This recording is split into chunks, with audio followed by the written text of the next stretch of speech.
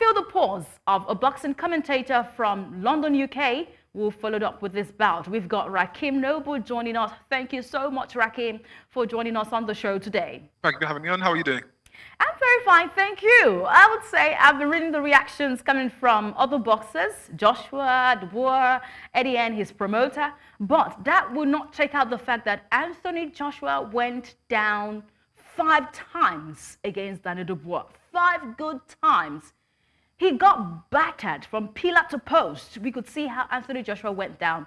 This is so worrying because for me, every time Anthony Joshua gets clipped to the chin, his legs were gone. I did see that in the fight. Whenever Dubois clips him to the chin, his legs are nowhere to be found. His powers of recovery were totally terrible for the day. Do you share the same concern of his recovery after being hit to a diminishing point? I'm not surprised of Anthony Joshua going down. I think we've all known throughout Anthony Joshua's career, when he does get hit, there is a tendency for him to go down, but he will always have the passion and the heart to fight himself back up. I think the main problem is to look at here is, why was he getting hit so cleanly in the first place? If you look at in the first round, I think it was just 10 seconds before the end of the round and he got put down. He got hit with a right hand by Dubois and Anthony Joshua's hands were completely by his side. His hands weren't even up to protect himself from getting hit to going down. That was the first issue. Then as we go on to the second, third and fourth rounds, again, Joshua's defense just isn't really there. His hands aren't up. He's not protecting himself. And one part of me thinks that, of course, Joshua and Dubois, they've both been on the UK scene for, let's say, for over a decade. There was in the amateurs, the GB squad set up. They've been around each other. They sparred each other. Joshua has always been ahead of Dubois. He's always seen Dubois as the young kid that's up and coming, whereas Joshua is the more established out of the two. So even in the press conferences, the way that Joshua was talking to Dubois, he was kind of little brothering him, talking to him, oh, have some respect, Daniel. Who are you talking to, Daniel? As in to say that, we've seen each other around for years and I've always been ahead of you and nothing's going to change in the night. And I think it was a case of AJ went in there thinking, oh yeah, it's Daniel. We've sparred all the time. I've known him for years. He's got nothing on me.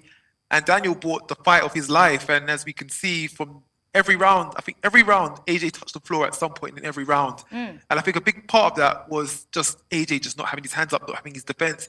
Even if you look at the last sequence before the fight ended, AJ fought Daniel with a really, really good punch. And you could visibly see that Daniel was stunned. His legs stiffened up. He started going on the back foot. But AJ made the rookie mistake of, he went for the kill with his hands down. Okay. And so Daniel threw a punch, a right hand, he caught him. He threw another right hand, and that put him out just from AJ not having his hands up. Okay, Rakim, what are your thoughts on how his legs seem to falter every time he gets clipped to the chin? As I said, I think that's something that's always been the case of AJ. We've all known that he's not been great at taking shots, but where he's had a good defense, where he's had his hands up, where his offense has been tremendous, that's pretty much protected him. But that's something which AJ just needs to keep grip on, which he needs to keep a hold on. Because if you know that your chin isn't strong and you will be dazed if you get clipped, then you've got to keep your hands up. You've got to keep your game plan structured. You've got to stick to what you know. And you've got to keep moving forward with the hands up. And that's, like I said, for every occasion that AJ got hit or went down in his fight, it's because his hands were way low below his chin. And he was just getting tagged with big punches. All right, I've known Joshua to be the most destructive heavyweight in the world, but he did not let his hands go so quickly enough for one who is dubbed the most destructive heavyweight in the world. In this fight, Joshua's fencing style, let's talk about it. At the beginning, it seemed a little bit ineffective. Do you believe that he's at the best when he lets his hands go? Yeah, similar, going back to what I was saying before, his defense his chin has always been questionable. But if a fighter's got an amazing offense, you will never get to see how weak or sturdy their chin is just because they're always on the onset.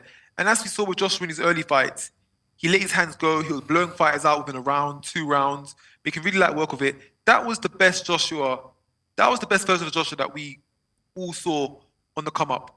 And of course, what happens is, in your lower level fights, you can blow them away. When you start to step up, when you start to face opponents who are also as hungry and as good as you are, you can't just get away with blowing them out. And that's where we've seen over the last 3-4 years, his defense has gotten tightened. He's worked with new trainers, new coaches. He's had to slow down the pace. There's been fighters like even in the Ruiz fight, he couldn't just go in there and blow him away because that didn't end up well with Jermaine Franklin. Even Hellenius, He couldn't just go in there and blow his opponents away. He's had to read the fight, break it down, and find a way to get his shots off. But yeah, once AJ has found out his opponent and he starts letting his hands go, he's probably one of the most destructive heavyweights. Well, we've seen he's been one of the most destructive heavyweights in the UK, in the world of boxing. But then, why couldn't you do it on Saturday night? Maybe we just have to ask: is maybe he passed his peak? Is maybe he passed his best? Or maybe the ball was just maybe too good on the day? Rakeem, I mean, what you just said right now makes a lot of sense to me. AJ is about to be 35. Daniel is slowly getting into his prime, and he's had some really, really big fights. But at this point in time, what's next for AJ in terms of, you know, another match? He says he still wants to box. He says he still wants to fight. He's a warrior. But who really would be a good fit for him? In my own opinion, I mean, two options for him. First of all, if he really wants to test himself, he could go up against Bakole, you know, the boxer from Congo, or another, should I say, blockbuster matchup against a fellow, quote unquote, washed boxer in Wilder. I mean, what are your thoughts on that? Who should AJ face next? So yeah, at this point in AJ's career, I think maybe the three-time world champion, it might be on him. I think that might be a stretch too fast. Against Dubois, the new, fresher generation, they might have a bit too much for him. But the likes of Deontay Wilder, a fight that 7 years ago was the fight to make, was the fight that everyone wanted to see. And it's quite ironic because back then they were both undefeated.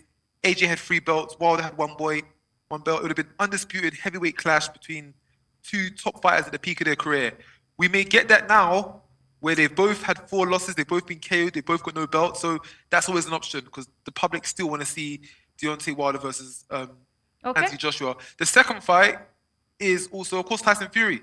Now, if Tyson Fury doesn't win his fight in December against Usyk, then that's a fight in the UK that will sell out Wembley regardless. You know, 2 veteran fighters, 2 of the top heavyweights in British boxing, fighting at Wembley for the last dance. That will sell out. That will be massive. That will be a hit in the UK. He could probably retire on that. Now, the Bakole fight. Now, of course, I think it was 1974. They had the Rumble in the Jungle, Zaire, George Foreman, Muhammad Ali, promoted by Don King. And that was the last time we saw a world title heavyweight fight in Africa. AJ and Bakole, yeah, it would be a great fight. Nigeria versus Congo. But then AJ needs to ask himself, and the people around him have to ask the question, is AJ still in form? Is AJ still looking to fight young and hungry, aggressive fighters? Because this will be a similar case of him fighting Daniel Dubois, another fighter who's on the come up, who's hungry, who wants to prove himself, who wants to make a name for himself. You know, if AJ beats Bakole, other than the fact that it's going to be in Africa, it's not going to be remembered on his resume. It's not going to go down on his legacy. If Bakole beats AJ now, that is, his career is made from that, and he could probably go off and retire from that fight alone. But it sets him up. Whereas Wilder and Tyson Fury, they're also graduates of the sport, and they're also 2 people that, you know, they haven't got much more to lose. Legacy fights, 2 big names come together, and maybe less of a risk. I think Bakole is probably more dangerous than Wilder at this point of time in his career. All right, Rakim, before AJ will talk about another opponent, let's look at the option of pursuing a rematch. How can AJ regain his reputation as the most destructive heavyweight of all time? Should he go for a rematch? I did hear Frank Warren saying there's nothing like that. They're trying to weigh options around that. Also, Tyson Fury did express his interest to fight Daniel Dubois after he wins against Alexander Usyk. This is according to him. So, do you see a rematch? How can AJ regain his status as the most destructive heavyweight of all time? Well, there actually is a rematch clause with the fight between AJ and Dubois. There's actually, AJ Hearn mentioned in the press conference, there is a rematch clause in it. But as a fighter, promoter, manager, or whoever's around the fighter, you've got to really carefully consider it. When you've had a match of that kind of magnitude and you've been beaten that comprehensively, is it wise to then put your fighter immediately back in a rematch straight away after seeing what you've just seen? Against Andy Ruiz, it was different. AJ was winning the fight up until he got caught with a punch, and then the tide of the fight turned around, but he was in the fight. With Dubois now, from round 1, he was comprehensively beaten from round 1 to round 5 or 6, whenever it ended. If they fight again in another 6 months, will it be any different? Dubois, we have absolutely nothing to say that it's going to be any different from that. Okay. So I don't think it would probably be smart for him to take the rematch with Dubois at this point of time. I I do think there's other options. You know, you take the fight with Wilder, take a fight with Fury. If you want to take a risk, go to Africa, fight Bakoli. Keep yourself active with those fights. And if you get past those fights, if you win those fights, then maybe you can start thinking, maybe, okay, Usyk might vacate the belt. Maybe there's another challenger that I can fight to keep myself busy. A belt becomes vacant. A title shot might come down the line. But at this point in time, I don't think there's any reason to take a rematch after having a comprehensive defeat such as that. There's many other options for the time being. All right, I'm a bit worried, about the heavyweight division in boxing, the world of boxing. Of course, we've seen recent humiliating losses suffered by big heavyweights like Deontay Wilder, Tyson Fury, and now we did see Anthony Joshua. Do you think that the heavyweight division in boxing is facing a significant threat? With all the lineup of things, Tyson in the hands of Usyk, Anthony Joshua in the hands of Dubois, and Deontay Wilder in the hands of Zenit Zhang. Well, this is the thing about boxing, or sport boxing more specific. It goes in cycles. You know, you've got the fighters like AJ, Wilder, Fury, who have been on the scene for years, the most talked about names.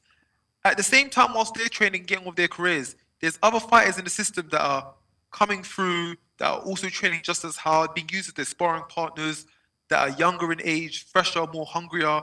And the case of AJ and Dubois was just a perfect case of it. A guy that's been around the scene for probably the same time as AJ, or a bit shorter than AJ because he's younger, who's also been training, grafting away, doing the same things they are.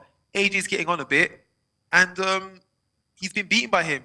Same with Wilder, there's been fighters on the scene like Zhang, there's fighters on the scene like Parker who are also chipping away, getting on with it, and eventually these guys will get beat. That's the interesting thing of heavyweight boxing, that everyone is strong enough to take each other out. One punch can turn a fight around, and with these guys, they definitely have the power to mix it with all of each other. And it's on the day, if you're not up for it, or if you're going through a period of your career where you're falling flat, that might be it for you. And we saw that on Saturday, we saw it with Wilder, we saw it with Fury. Okay. It can happen.